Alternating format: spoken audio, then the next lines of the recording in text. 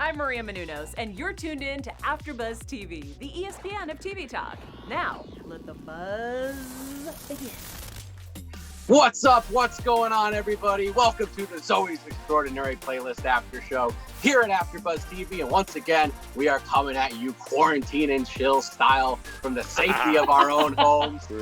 Nothing's going to stop this hype train. And this is one crazy episode that I cannot wait to talk to you about. I am your host and card-carrying member of hashtag Team Max, Brandon Hanna.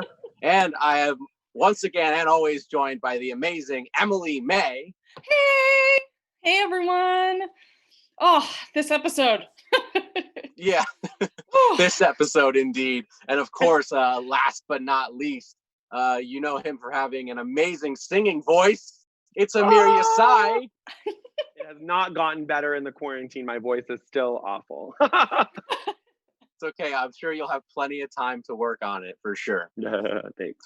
It's okay. No, we're all just going to be going stir crazy and singing ourselves. It's only a matter of time. Yeah. One of these episodes is just 100% us singing our thoughts in its entirety. My neighbors already hate me, so I've been singing along. So there you go. I'm about to do the same. We do have an amazing show for you all today. I guess to start things off sad at first, Mitch's condition, it worsens, and this kind of what triggers everything going on with Zoey in this episode, and we find out that Mitch only has weeks to live, and that is kind of the spark point that really, it's the hard-hitting topic of this episode for sure, and of course, the CEO of Spark Point shows up out of nowhere, causing even more problems for Zoey, and Zoey sings love songs to Max and Simon. Come on, no, too much. Too much. So That's bad. going to be a hot topic to get into. And of course, we do have our special segment. It's our own internal musical monologues where we're going to tell you about songs that we're going to sing. I think if we're in Zoey's shoes for this episode is all I'm going to say for now. Definitely stay tuned for that. And it's celebrity news and gossip. We have some amazing Jane Levy interviews to talk about with Entertainment Tonight and The Hollywood Reporter about how this episode was for Jane to be on set and for her to film. This was a really, I can only imagine this was a difficult episode, and I can't wait to get into it. So let's just get into our overall thoughts on today's episode. And let's start with you, Emily. Right off the bat, how did this episode make you feel? Oh my gosh. Well, I cried about 14 times in this episode, like in the first 2 minutes. It was such an incredible episode. This is my favorite episode of the season so far. The songs were incredible. Just the fact that they had all the Zoey's kind of relationships being torn apart and her being torn between her choices, and then her trying to deal with the relationship with her dad and kind of coming to terms with that. We knew that it was coming, but to do it in this way, they did it with the choreography, the music in such an incredible way, and it broke my heart. I just kept crying, like tears throughout this whole episode. But it was my favorite. Yeah, I was trying to hold back the tears myself. What about you, Amir? Were you able to succeed in this? Oh, it was a rough episode, and I can tell based on the chat that I'm not alone. People are saying I almost broke down when Zoey and her dad at the end. My God. So Ivan Soto said that. I mean, there's so many moments, but I think for me, that moment was amazing. And I love that the mom came in like after, and it was just allow them to have their moment. So it was so beautiful. It was beautiful. Stunning. It's so well written. I can't get over it. It's such a such an authentic moment of trying to come to terms with, the death of a parent, and it's so hard, and they captured it so well. It really did. It's like the nuance, of like the grieving, the kind of like people don't get that right sometimes when it comes to shows, and the way they did it, it was like she just couldn't manage her life because she was so in grief. So it was really beautifully done. Yeah, it really was. And I also enjoyed how they were able to like layer and like sprinkle in really some comedy in this episode with Tobin. With Tobin just kept popping up at all the right moments. Yeah, Tobin tried to hold down the fort while Zoey was kind of going a little wild. Yeah. There was so many great lines. The one that comes to me immediately is in the bathroom where he's like, "You guys gossiping about somebody? Let me know what you heard and I'll tell you if it's true." Yeah. It's someone from HR or something? Like, is it? It's always someone from HR. I noticed that, like in a lot of shows and movies, it's like always someone from HR. So I don't know what that's about. Yeah, no, it was a really amazing episode all around. And to start things off, the catalyst that causes Zoey's extraordinary glitch is Mitch's condition worsens. The doctor informs the family that he only has weeks left to live. Something that we don't really find out specifically until later on in the episode, but it's what starts everything with Zoey. And I was surprised to see her kind of bottle her emotions in so much when she's been learning through helping other people that they need to confront their emotions. And ultimately, we'll get to later, it's Max that really helps her through that. But yeah, this is a huge blow. I mean, we all knew this was going to be coming, but now that it's finally here, I'm not ready. I'm not ready to lose Mitch. I know. Emily. I'm not ready either. I have to say, this moment when Zoe's in the doctor's office and you hear that high-pitched ringing in her ear and kind of the whole world fades away and she goes into this kind of musical number, she goes into crazy. But she was walking in this world where like things are not real for her. And I feel like this was such a beautifully choreographed moment because I feel like it happens to people when you hear bad news. Like everything fades away and everything just drops and you don't hear anything else except in your own head. And this episode, I feel like, focuses on finally Zoe's has to focus on herself because she's been helping other people and not realizing that she's been, like you said, bottling everything inside, and it's going to cause more problems, as you see, because she's just like has to express all these things eventually through this glitch that happened. Yeah, what about you, Amir? What do you think about us potentially losing Mitch in the upcoming episodes? I'm not ready, and for a second I thought he was gonna sing along with her, but then I realized like the whole episode it's about her singing. So there was a moment where I kind of thought they were gonna have a duet. But you know what? Like, listen, the people in the chat have better opinions than I do.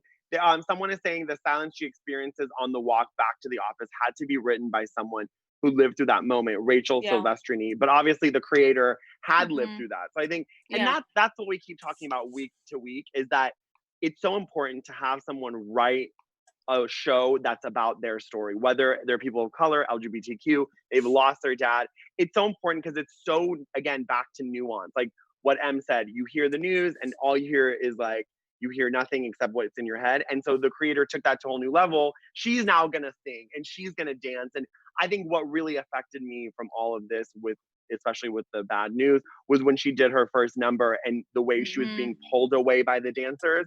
Every time she tried to go forward, she was being pulled back. And that's and if you've ever lost someone, that's what it feels like. It's like quicksand. You're good one moment and then it hits you and you're going back into grief. So, I mean, again, Mandy Moore is such a good choreographer and she really knows how to hit those moments. Yeah, and you're also this also like the choreography was also representative of how she's being pulled in a million different directions between trying to confront her grief and then also trying to push her grief down and not wanting to deal with her problems because she ignored her mom's phone calls throughout the day. And so she keeps on trying to not address it. And so part of I feel like what was powerful about this first dance number is that she's completely putting all of her feelings into the dance moves and it's reflective of like her inner feelings. Yeah, I do want to get into some of those dance numbers, but Amir, you had brought up, you thought that maybe Mitch was going to sing with Zoey, but I did notice he moves his head and like they embrace each other, and I thought that was really interesting and subtle how they did that. It was almost like Mitch was a part of the musical number, but he just wasn't vocalizing anything. So and then when the mom walked in on them, they were like both sitting upright, like just right next to each other, not holding each other in their arms. And I was like, is Mitch somehow aware of Zoey's powers now to a certain degree? Because they kind of had this look on their face like, okay, this is our little secret that you have this ability and we can't let your mom know, but it's nice that we have this is our special thing. So I don't know, Emily, are you with me on this at all? Yeah, no, I mean, I think she, like the way I took it was that I think she really was singing to him. It wasn't that extra It wasn't her like subconscious singing out loud. I think she really had this moment with him. But I can see, I mean, the thing is we've seen Mitch sing and dance before. So I feel like you could be onto something there where his disease has progressed so much that even in dance numbers, he can't sing and he can't dance. Interesting. So it could, because in previous episodes he has. So it could be representative of how bad it's getting. Yeah, I think she definitely sung to him, like actually sung to him out loud. Yeah. But he did move in a way that in like a way that he moved when he was singing, not in a way where he's like paralyzed with this disease. Yeah. So I thought it was very subtle. I mean, I believe that they do have a connection and they have a really like powerful connection. So I'm gonna believe that. I'm gonna keep that. I'm gonna keep that. I need that. I'm gonna keep that. I need it. Yeah. I love that. I have a prediction about that connection. So I'll tell you guys later. I cannot wait to get to that. But I think that, like, again, it's such a heartwarming, like they do such a good job without being overtly sentimental. It just gets to the point. And it's beautifully done. I mean, what a great episode. Yeah, it really was incredible, and also kind of weird and quirky because in the beginning of the episode when she first realizes she's singing out loud, the cringe. Oh my God. I can never so imagine awkward doing that in my office ever. It was bad. It was like for me, it was really hard episode of The Office. I felt like I was watching a train wreck happen. Through song. It was pretty rough. It was bad. You know what it reminded me of, guys? Did you guys see Liar Liar where Jim Carrey can't lie? And he's in the elevator and he literally can't like hold in like he literally has to get the truth out. It kind of felt like that. She kept covering her mouth and she kept controlling her arms, and like it was like she couldn't even run out of the room with Simon. Like she had to be there. Yeah. Well, what's funny is she references the Jim Carrey movie night at the top of the episode. And she mentions Liar Liars. She mentions Liar Liars. Yes. Oh my God, you're right. There you go. So there could be great connection there. Yeah. Well, it was amazing how Zoey, just the physicality of her trying to not like, it was like musical word vomit. She was trying to not have it come out. Even like the pitch meeting. Oh my God, we can get to that. But I just felt like she so encapsulated in her body how she's trying to not have it happen. It was so funny. No, the cringiest one for me was when she was singing "I Saw Mommy Kissing Santa Claus." That was, oh my God! Can you imagine going? She slams herself against the glass. That was too much. Well, and she was prancing like a reindeer. Yeah, she even said, incredible. "Prance. You got to prance forward." Like she actually said it out loud. I can't. So I mean, so much. I get karaoke, holiday karaoke gets crazy with the eggnog, but it's not the time, Zoey. That is not the time. No, certainly not. And I do want to get to that pitch meeting as well. But before we do that, I just want to thank everybody at home watching. Thank you so much for supporting us and making us the ESPN of TV talk. We would not be able to do this amazing show without you. We wouldn't be able to interview amazing people like Kapil Talwalkar last week, which was so much fun. And I love how his character is progressing. And it's just an amazing, it's just so awesome to be here. So thank you so much for supporting us. Be sure to like this video, leave a comment. If you're in the live chat right now, tell Amir what you're thinking. Make sure you subscribe to not only this channel, but all the AfterBuzz TV channels here on YouTube. It is we got a lot of amazing content still coming out to you guys despite being quarantined. And of course, if you're listening on Apple Podcasts, it is a massive help if you leave us a positive review there, and just let us know that you love the show, because it goes a long way. It really does. So just thank you so much. And someone who might not be as appreciative is the CEO of Spark Point. He makes a surprise visit in this episode, and Joan and Leaf are very on edge. And somehow Zoey does not appear to ruin everything. I'm really surprised she didn't ruin everything, because it was pretty close. Yeah, it was very close, but thankfully, and this is why this moment is not as cringe-worthy for me, is Max comes in and saves the day. And he supports her. Max always coming in. I live tweeted about it. I was like, Zoey, you need to marry this man right now. What are you waiting for? Nobody would do that. Come on. Seriously. Awesome. And I loved how in this episode, he is kind of like accepting kind of Zoe's world of her powers. And he's like, he keeps having these conversations like, okay, all right, your powers are kind of going wild right now, and like totally supporting her no matter what. And so it was interesting that he went and jumped in and helped in the boardroom, because she was definitely kind of looking a little frazzled there. She looked definitely frazzled. She was all over the map. But I think that quirky people, like especially in the tech world, like that kind of quirky energy. So I think that it was like a non-traditional pitch. So like Brandon said, it wasn't the worst thing she did the whole episode, because I feel like that room would respond, because he seems like a little off kilter. Like he's like, get me a straw, and then he like yelled at the trainer, and then he was like, I hate bread, I love bread. I mean, he was a little all over the map. Yeah, so, he seems very much like Joan's husband. Yeah, a little off center, a little bit. A little off center, a little like kind of like bossing people around in like a bad way and kind of treating people badly. But I appreciated this moment of Zoey pitching to the group, or to the CEO, because I feel like all of us have been there where we're like, all right, we're going to go in this big pitch, and just having that moment of like, this could go really bad. And I loved how they kind of encapsulated all of the feelings that you have when you go into a big pitch into a musical number. Yeah, I could appreciate it.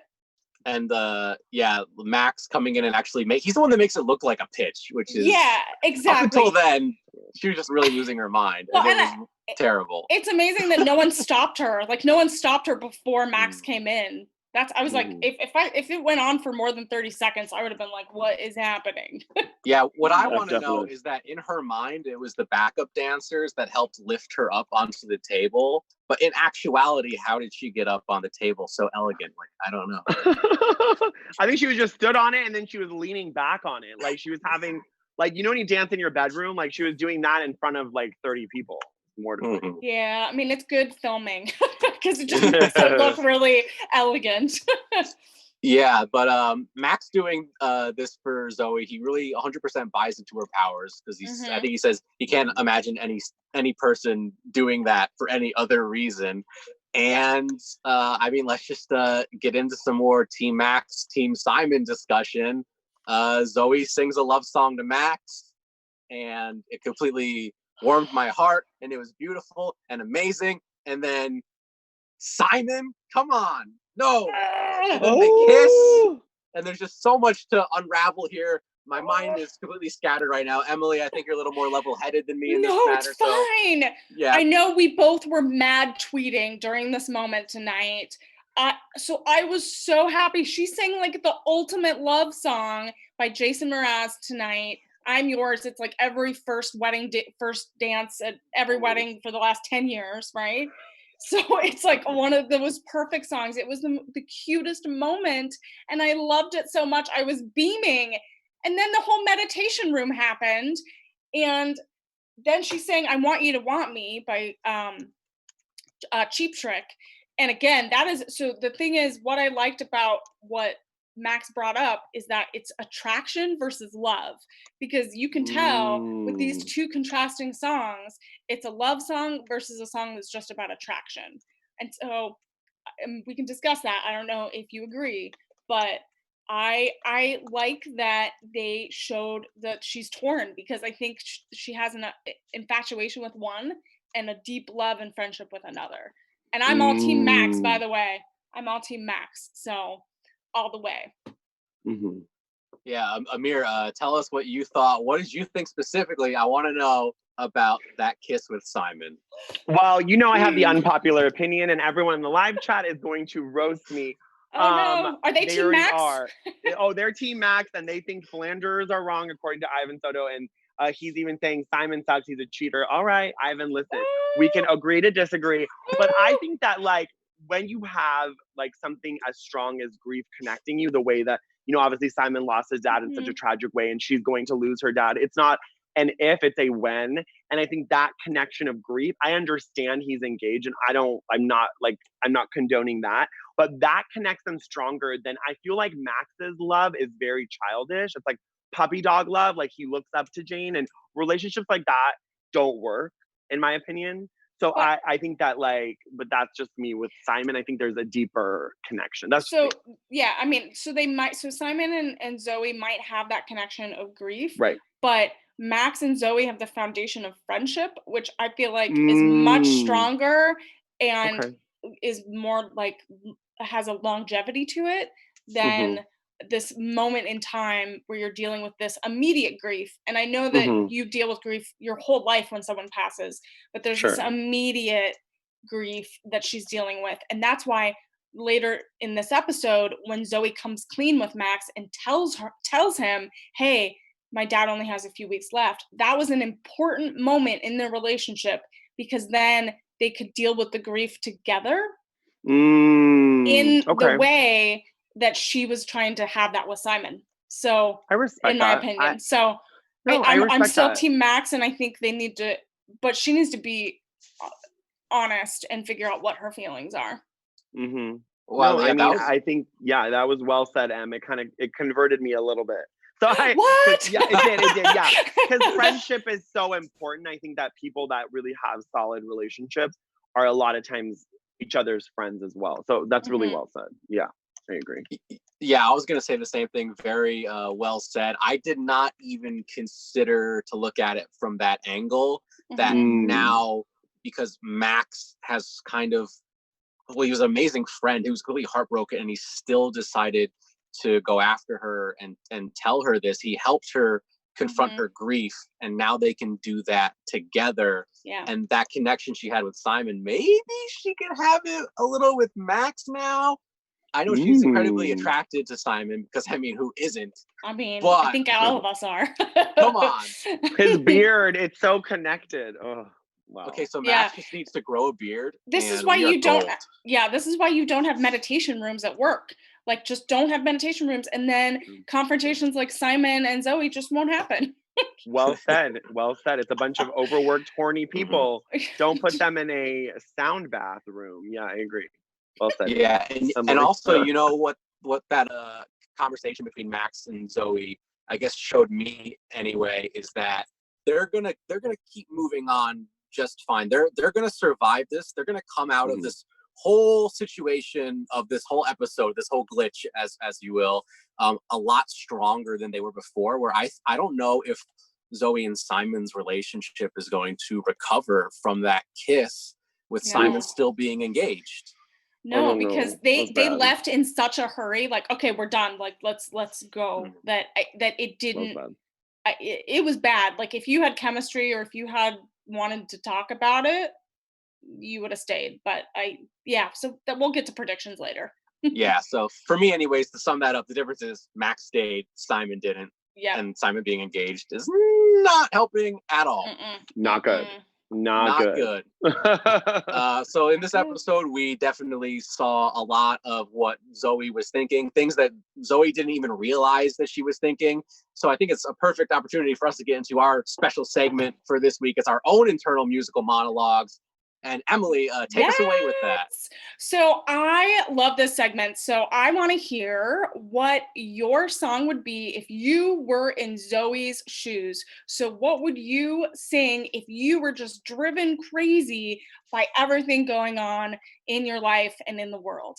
And so I had a little trouble picking just one song. So I'm going to quickly pick two songs. So I picked...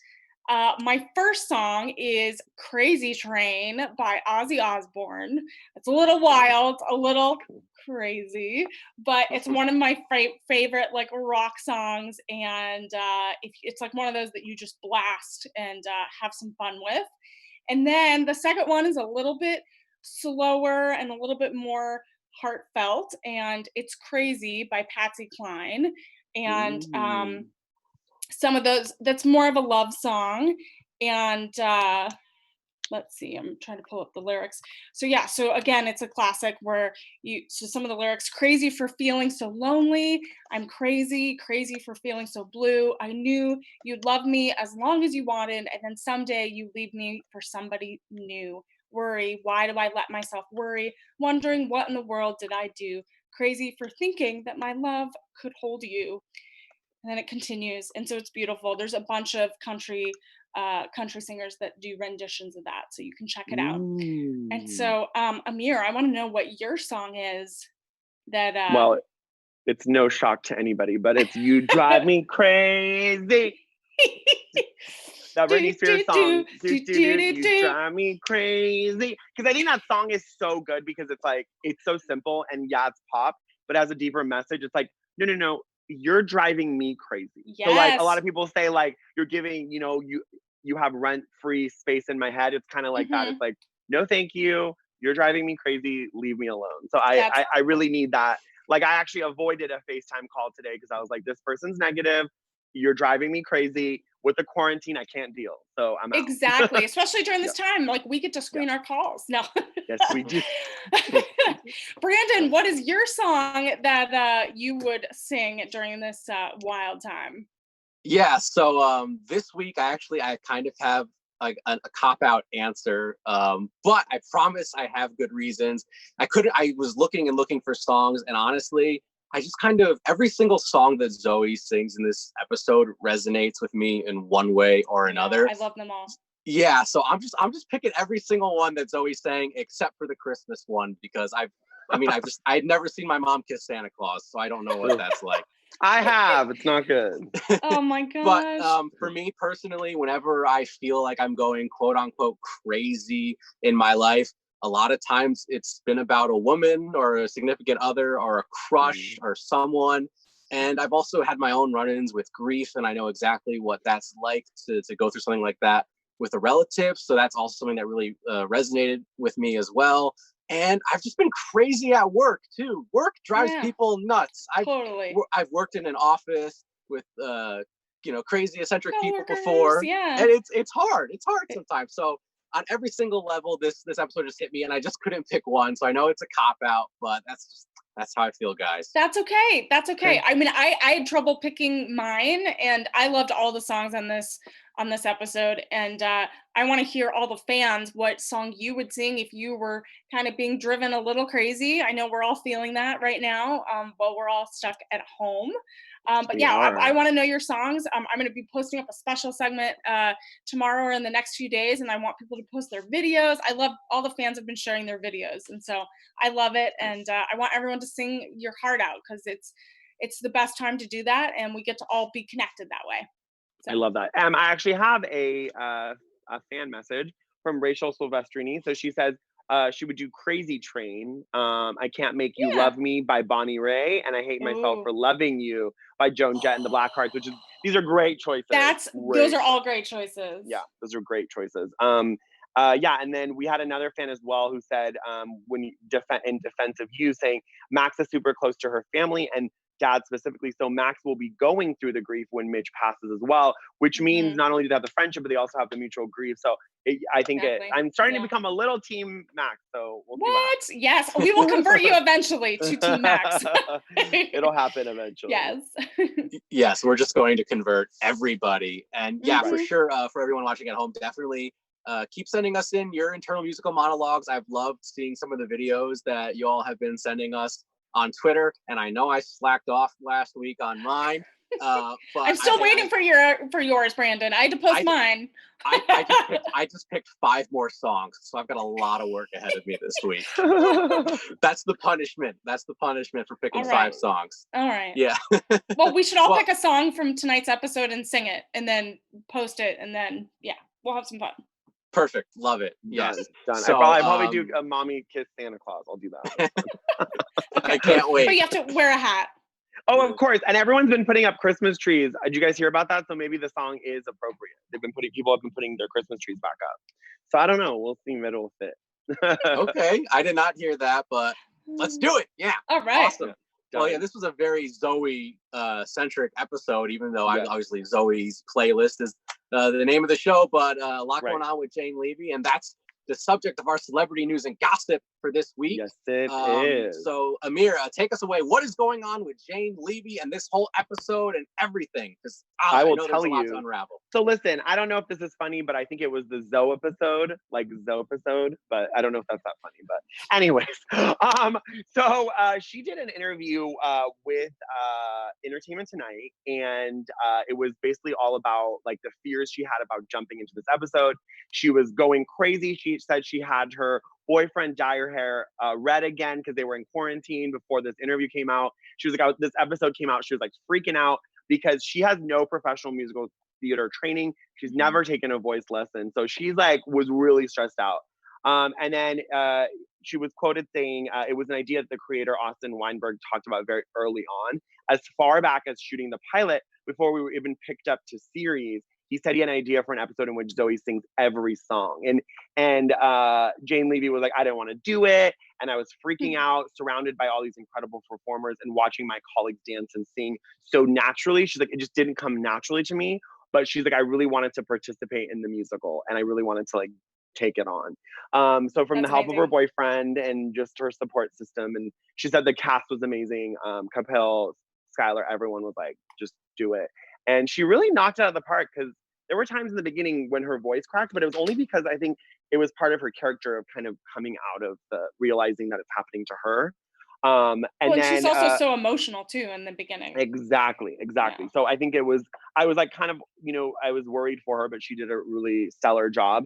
And then she did an interview with the Hollywood Reporter as well. And she was talking about how when she was watching the episode with her boyfriend, she was laughing a lot of the jokes, like the cringy, awkward moments. And he was like, you're laughing your own jokes? And she was like, well, yeah. Like, so I think she has a great sense of humor. And in all of these interviews that I've seen, she's really funny about how she's not a natural redhead and how she doesn't dress dorky like her character. And like, she's just very open and honest and seems like a really great person. So I think she's carrying the show really well. Yeah, for sure. That's a lot of great insight into, just like, that's something that definitely gets my attention right away. And we got a little bit with Capil last week is going into a musical show, the amount of pressure that can entail, especially when you have to do 6 songs in one episode. But every week they knock it out of the park, and they really do. And it's one of those, it's not just like a normal show that you have to rehearse and you have to learn choreography. So like, and then the shoot days are much longer than a normal day of just like a drama or just a normal comedy. So the fact that it's such an incredibly produced show at such a level, and all the cast seems to just click really well is kind of incredible. And you hear that in all of the news, all of the articles that have come out, but that are interviewing the stars, that they just work together, and the showrunners all work together to make it such an incredible show. So absolutely. You're so good. Like, I was literally going to make that last point and you just like perfect segued me. But she talks about how they had to pause filming every 3 days for her to learn the choreography for each of the songs she sings. So how many songs were there? Maybe, was there 5 songs? So that means like times 3, so 15 days, right? Is that how many songs? Yeah, I mean, there were 6, but some of them didn't require a lot of choreography. But like, so the bigger ones, they need a lot of choreography. And so she's like, I think the whole cast is so down to make a stellar ass show, which is great. Yeah, the amount of effort and love and care and attention they put into it is, for lack of a better word, extraordinary. I think it has a lot to do with the creator's dad, like having passed with this and having the creator, like Capel told me that when they would fly, the creator would sit with everyone in the plane and talk with everybody and do one-on-ones. I think he's very involved, and he's not just like an exec producer that flies in once in a while. Like, he's on set. They all want to do a good job because this person has lost their dad. So like, I think it's really powerful. Yeah, when you have creators that are so in tuned with and want to be involved in every aspect of it, it can be really really impactful for the cast to have that person there to be like, I was there when this happened to me. This is how I translate it to a musical experience. Absolutely. So that can be really powerful. Yeah, for sure. Well, I think it's time that we get into our predictions for next week. And Amir, you said you had a juicy one. Dun, dun, I dun, don't dun, know. dun. I'm nervous now. I'm nervous Uh-oh. now. Okay, I- just let me know. Just tell it. Just say it. Let's go. Uh-oh. Okay. Just, get the drum roll going.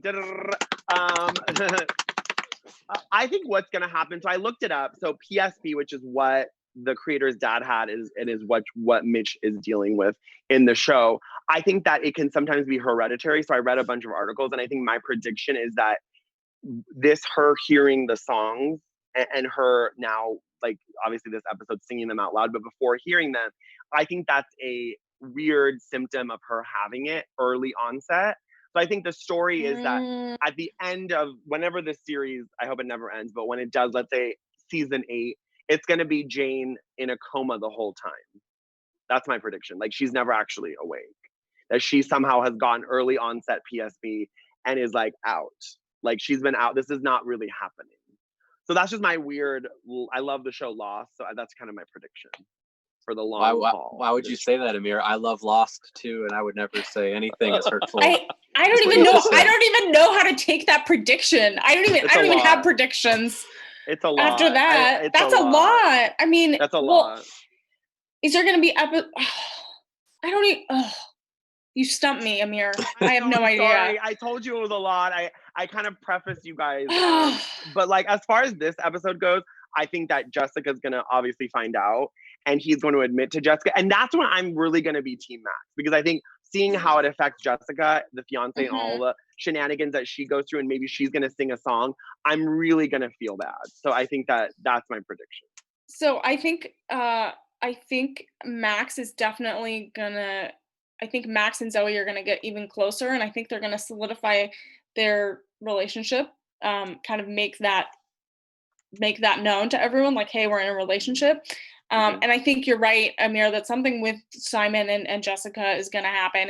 It whether he breaks it off with her, I'm not sure. He might break it off and just say, hey, I have feelings for Zoey, and then that might cause some trouble.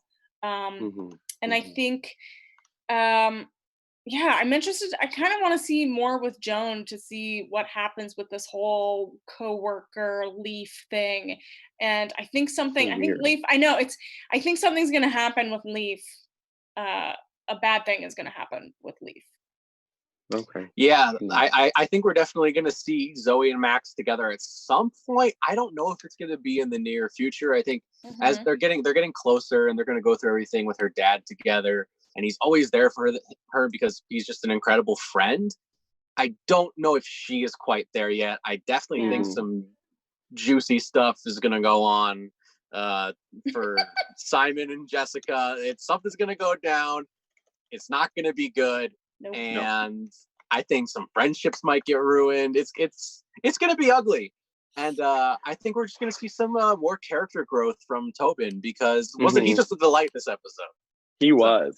Breath of fresh air. We needed that. We needed the breaking up of humor. And just so you guys know, the people in the live chat are slaying me. Rachel Sylvester said, that's so sad and dark and don't say it. And then Ivan is saying, give me Zoey and Max. So people are not liking my prediction. That's okay. We'll have happier predictions hopefully next week. Yes. Yeah. For everyone not attacking Amir in the live chat right now, definitely tweet at us, leave a comment below, let us know your predictions for this show, because we cannot wait to hear them, and hopefully you'll shed some light on stuff that maybe we're missing. But until next week, that's gonna about do things here for us today. So Emily May, where can people find you online? Yes, you can find me on all social media platforms at Emily May Heller, and catch our special segment online in the next few days. And Amir, if people want to tell you why you're wrong about your horrible, mean prediction, or about maybe your other thoughts on the television show Lost, maybe I'll even tweet at you. Where can people find you? Please do. So my Twitter is AmirYas_, and then my Instagram is also AmirYas _. And then if you want a daily TikTok, it's AmirYas _. I do daily quarantine videos. I dance around, I sing around, I do a lot. So it's fun. Yes. Find me. You can. Yes, I will. And you can find me on Twitter and Instagram at BrandonHanna07, where I will definitely be posting some musical videos shortly. maybe 1, maybe 5, maybe 6. I don't know. It's a long quarantine, guys. That's a Wow. lot. There's a lot going It's a down lot. in the quarantine. Yep. There's a lot going down, and until more goes down next week, well, we'll just have to wait to see you then. Yay. Yes, we will. Our founder, Keven Undergaro, and me, Maria Menounos, would like to thank you for tuning in to AfterBuzz TV. Remember, we're not just the first, we're the biggest in the world, and we're the only destination for all your favorite TV shows. Whatever you crave, we've got it. So go to AfterBuzzTV.com and check out our lineup. Buzz you later. The views expressed herein are those of the hosts only and do not necessarily reflect the views of AfterBuzz TV or its owners or principals.